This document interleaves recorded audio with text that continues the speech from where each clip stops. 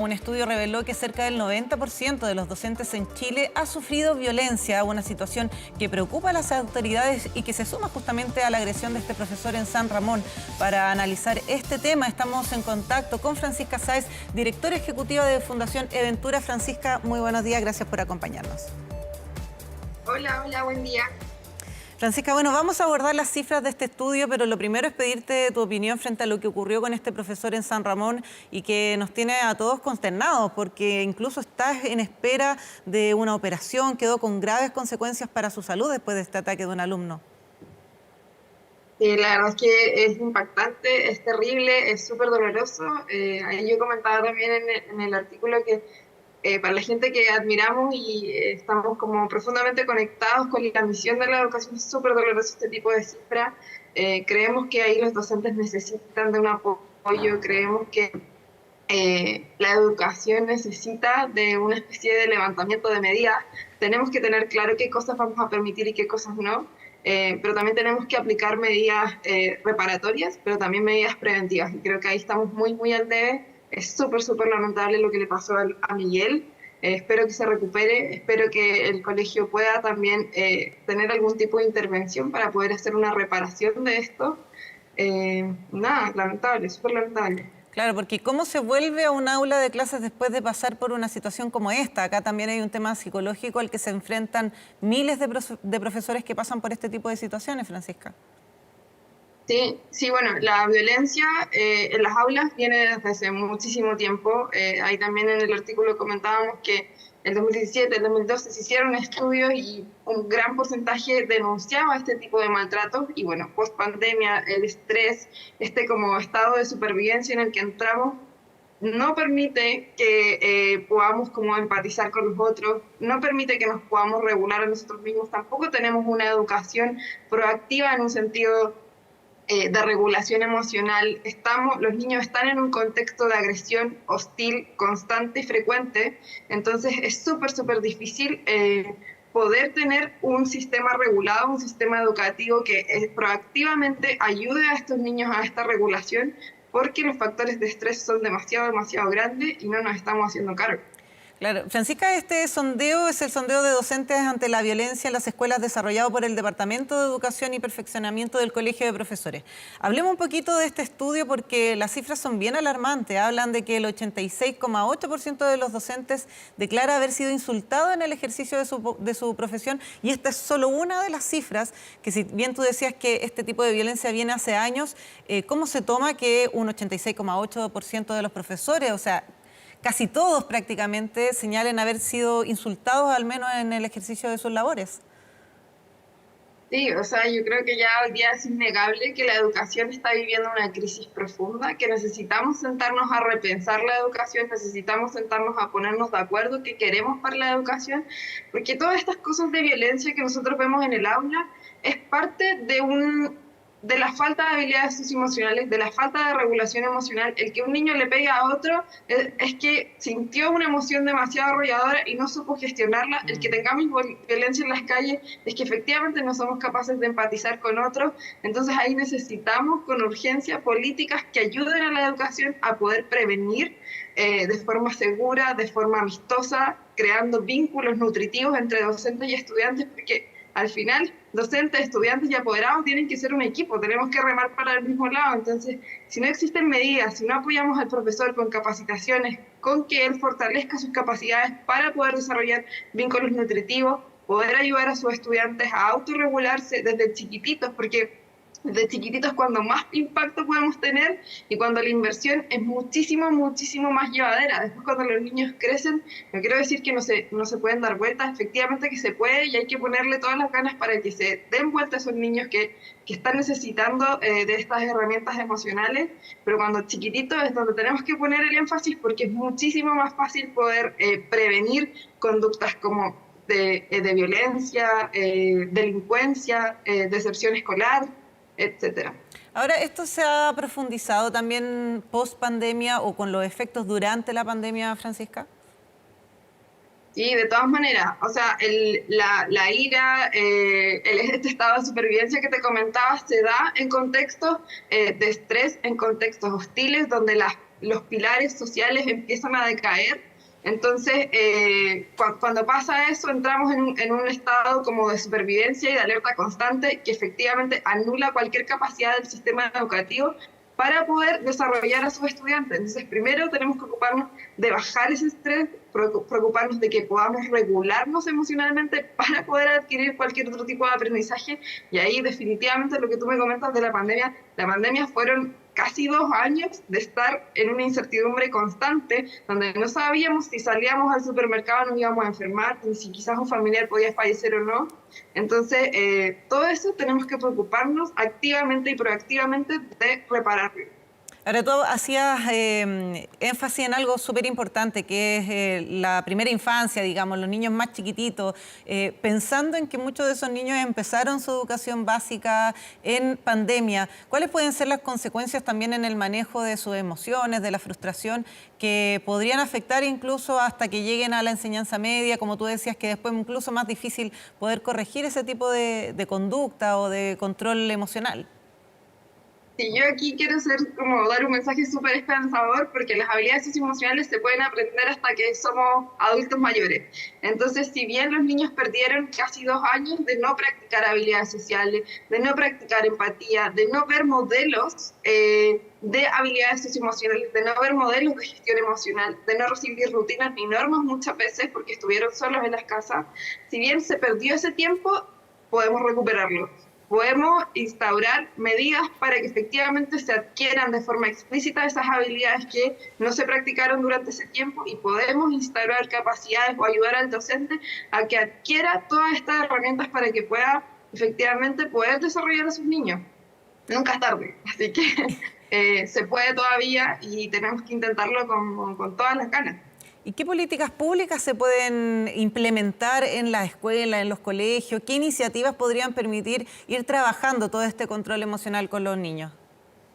Sí, hoy día el Ministerio incluye en su currículum, en el currículum nacional, el desarrollo de habilidades socioemocionales. El Ministerio dice que hay que desarrollar habilidades sociales, etcétera. Pero pasa que los docentes en su formación, en la carrera docente, no reciben ninguna capacitación ni ninguna ayuda para poder saber cómo esto se hace.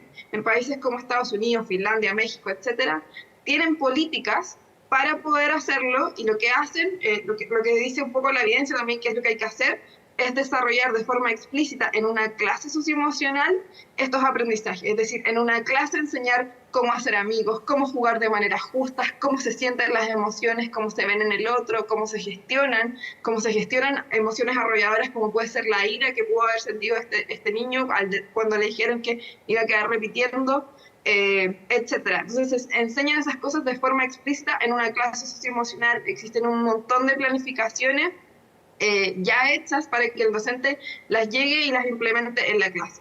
Pero por otro lado, eso no es suficiente. Los niños hoy día necesitan de ambientes de apoyo, necesitan bajar el estrés, entonces el docente necesita adquirir todas estas herramientas para bajar este estrés dentro del aula. Y ahí manejar muy bien su gestión de aula, reducir comportamientos violentos dentro del aula, normas, rutinas, límites claros, instrucciones efectivas, todas esas cosas el docente tiene que tenerlo en su kit de herramientas. Y también, algo que es súper importante, es que entendamos que el desarrollo de los niños se demora en lograr la autorregulación emocional.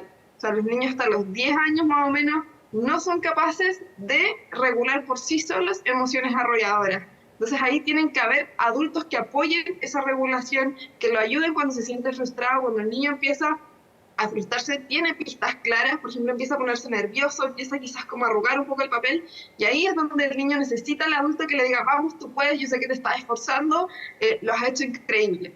Cuando a un niño siente que creen en él, cuando a un niño le hacen barra, cambia la cosa. Así que creo que todas esas herramientas se pueden enseñar en capacitaciones. Existen, organizaciones de la sociedad civil que están súper enfocadas a hacerlo y con mucha evidencia y con mucha rigurosidad.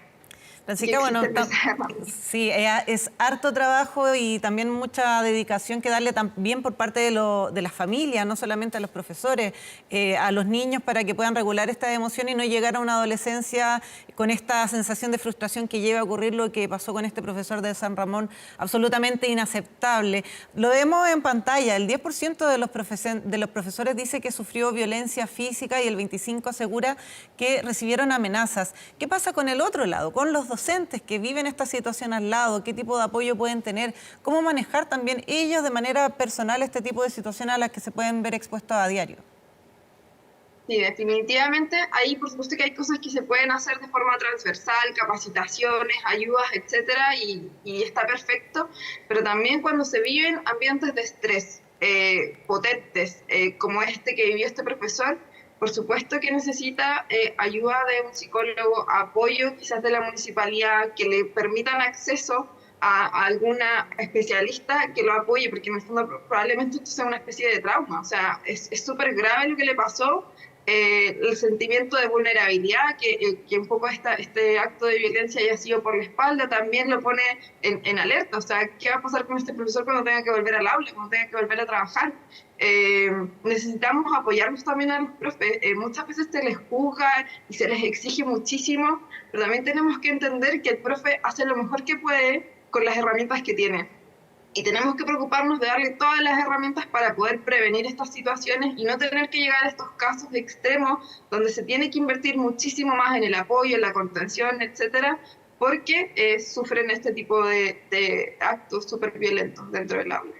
¿Qué tipos de situaciones de violencia han podido recabar ustedes con el diálogo con distintos profesores? Aquí veíamos parte en la encuesta, pero ¿qué feedback han podido tener ustedes? Sí, o sea, nosotros trabajamos mayormente con docentes de la primera infancia, de pre-kinder, kinder, primero hasta cuarto básico, y en general los niños más chiquititos tienen este tipo de regulaciones y las educadoras parvularias lo saben perfecto. Muchas veces los niños les pegan, tienen pataletas sin querer, les pegan. Hay un montón de educadores también con narices esguinzadas, vidrios rotos, de repente los niños tiran cosas también. Entonces, bueno, la violencia, ese tipo de actos, es una desregulación emocional, es una falta de gestión de emociones arrolladoras, y los docentes, sobre todo los más chiquitos, hay profes que dicen, oye, pero si a mí me pegan todos los días, ¿cómo me voy a vincular con ese niño que me pega todos los días? Y ahí es donde tenemos que poner herramientas a su servicio, sistemáticas y con evidencia, para que ellas puedan ayudar a sus estudiantes. Y se ve que a medida que avanzan los cursos, que avanzan en edad, los alumnos también se agrava el tipo de acciones violentas contra los profesores. Sí, por supuesto. O sea, ahí la violencia, bueno, el reportaje que mostrabas anteriormente es un claro reflejo de eso. O sea, a mayor, como se dice, de chicos problemas chicos y de grandes problemas grandes, es totalmente así. O sea, cuando los niños no se regulan en la primera infancia, empieza una escalada de problemas de violencia mucho mayores. Cuando a medida que van creciendo, están en riesgo de caer en droga, están en riesgo de caer en delincuencia. Entonces, por supuesto que los entornos van siendo más hostiles y los niños, como son aprendedores, repiten patrones. Entonces, si efectivamente es la violencia que va escalando a medida que crecen, ellos la van a replicar, por supuesto. Y acá tiene relación también, Francisca, con los recursos que puede tener cada establecimiento. Hablemos de que en algunos colegios o liceos pueden tener los profesores quizás más cantidad de alumnos que en otros, y eso también pueda dificultar o generar quizás un ambiente que genere mayor hostilidad entre los mismos alumnos. Sí, ahí yo te diría que sí, que definitivamente el factor económico tiene un peso grande, pero el factor sociocultural, donde se encuentran emplazados ciertos establecimientos, a mayor estrés, mayor índice de violencia; a mayor abandono de los estudiantes, mayor índice de violencia. Entonces tenemos que preocuparnos del contexto sociocultural, del contexto de estrés. Hay ejemplos maravillosos en educación, ejemplos de contextos súper vulnerados. Por ejemplo, en Bajos de Mena hay colegios que de verdad la están remando y están luchando por sacar a sus estudiantes adelante y están logrando cosas maravillosas. En el Liceo San Nicolás de Ñuble también están en un contexto súper marginado sus estudiantes y están haciendo cosas impresionantes. O sea, y aquí efectivamente la educación está en crisis, pero no está todo perdido, hay esperanza, hay ejemplos maravillosos que se pueden copiar, que podemos tratar de replicar para poder levantar ciertos contextos que están en una crisis sociocultural mucho más profunda. ¿Y nos puede dar alguno de esos ejemplos, contarnos alguna de esas historias, quizás para inspirar también a otros docentes o otros establecimientos que estén viendo esta entrevista? Porque claro, rescatar esas experiencias y quizás ver la posibilidad de replicarlas en otros liceos también puede ser una buena opción. Sí, de todas maneras, nosotros trabajamos con el Colegio Trigales de Maipo, que está en Puente Alto, ahí en Bajo Temena, y al principio ellos tenían cursos chiquititos, pero las niñitas se portaban súper mal, o sea, habían desregulaciones, peleaban entre ellas, y de a poquito nosotros empezamos a instaurar una cultura de vínculos nutritivos, de cariño y sensibles entre las docentes y las niñitas, y también a implementar una clase socioemocional donde las niñas a veces le contaban secretos al títere que les hacía la clase, que les enseñaba cómo escuchar, cómo enfocarse, cómo calmarse. Todas esas cosas en un año, todas esas cosas violentas que te contaba al inicio, en un año se redujeron en un 100%. De pasar en un contexto súper como violento entre ellas, agresiones verbales de repente, que es muy típico, pasar de eso a nada fue impresionante. Así que efectivamente aquí quiero decir que se pueden lograr cosas bonitas, hay que ser sistemáticos, hay que ser metodológicos, y yo creo que también esto como de ponerse de acuerdo es súper importante. O sea, ¿qué queremos? ¿Queremos números? ¿Queremos que a los niños les vaya bien y que se saquen por los 7? ¿O también queremos ciudadanos que sean capaces de decidir, que sean capaces de creer en sí mismos, de establecer sus propias metas? Tenemos que ponernos de acuerdo ahí, porque si le seguimos exigiendo números al colegio o a los establecimientos, va a ser súper difícil que se centren en el desarrollo de personas, que yo creo que es lo que hace falta. Claro, y ahí quizás hablar, Francisca, también de cuáles son los motivos por los cuales hemos visto el aumento de esta violencia en los colegios o contra los docentes. Ya hablábamos de que pueden ser multifactoriales, a lo mejor algo pasó ahí también con la pandemia, pero ¿qué opinan ustedes desde Venturas que tiene relación con este aumento? Aquí también hay una búsqueda de las notas por sobre los manejos sociales o interrelacionales de los niños. ¿Cuál puede ser el fondo que nos haya llevado a ver que hoy día cerca del 90% de los docentes dicen haber sufrido algún tipo de violencia? Sí, yo aquí también creo que es súper multifactorial. Yo creo que pasó que mucho tiempo estuvimos centrados en que los ciudadanos, en que las personas aprendiéramos a leer por mucho tiempo. Estuvimos como centrados en eso, en resultados, en que les fuera bien en las pruebas internacionales, etcétera, y que eso era como un signo de logro, un signo de éxito en la vida. Pero pasó que en el camino nos dimos cuenta que para ser feliz, exitoso y sentirse pleno, la verdad es que ser inteligente, tener buenas notas, no es suficiente. O sea, una persona que tiene eso también puede tener problemas de salud mental, también puede tener problemas de desregulaciones, también puede tener problemas interpersonales. Entonces tenemos que mirar el aprendizaje no solo como algo cognitivo, sino que también algo integral, algo que tenga que ver con las personas. Yo creo que los estudios internacionales así lo revelan también. Para aprender cualquier cosa de forma efectiva, ya sea matemática, lenguaje, etcétera, se necesitan de metodología y se necesita de una base socioemocional. Y aquí quizás sea muy teórica, pero quiero decir que el cerebro es la mejor máquina de supervivencia que nosotros tenemos. Y cuando el cerebro no está como al 100 o está en este modo de supervivencia, es incapaz de aprender cualquier cosa. Entonces, si tenemos cerebros estresados, cerebros cansados, cerebros llenos de estrés en el aula, va a ser imposible que los niños aprendan matemática o lenguaje o lo que nosotros queramos enseñarles. Entonces, tenemos que volcarnos a el bienestar del estudiante, en mi opinión, volcarnos al bienestar del estudiante para poder potenciarlos y que ellos, en el fondo, puedan desarrollarse plenamente por igual. Claro. Y se puede, según lo que tú nos contabas en esa bonita experiencia ahí en Bajo de Mena que ustedes pudieron realizar. Francisca Sáez, directora ejecutiva de Fundación Aventuras, muchas gracias por haber tocado este tema que sin duda preocupa, pero que deja cierta esperanza de que se puede mejorar esta situación en las aulas chilenas. Súper, gracias. Que estés bien. Buenos días.